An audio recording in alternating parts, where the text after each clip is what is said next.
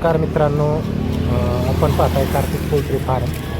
तर मित्रांनो, हा आहे अहिल्यानगर दौंड नॅशनल हायवे क्रमांक 160 आहे हा. आणि त्याला लागूनच आपला घर आहे आणि आपलं फार्म पण आहे. आपल्या शेडचं काम चालू आहे. पत्रा ठोकून झाला आहे, आता वरचा ढापाचा पत्रा राहिला आहे. त्याच्या आधी वरचा पुढचा फ्रंटचा कैचीचा पत्रा फिट करायचं काम चालू आहे मित्रांनो. पाहू शकता, एकदम अप टू डेटमध्ये कैचीचा पत्रा बसवायचं काम चालू आहे.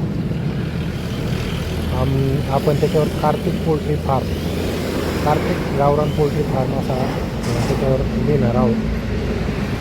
तर मित्रांनो, शेअर कसं झालं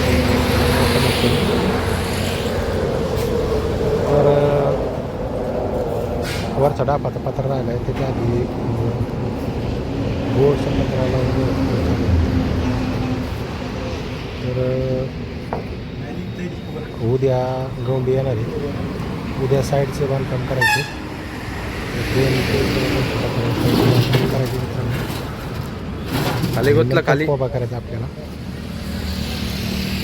तर शेडचं काम कसं झालं मित्रांनो, कमेंट करून सांगा.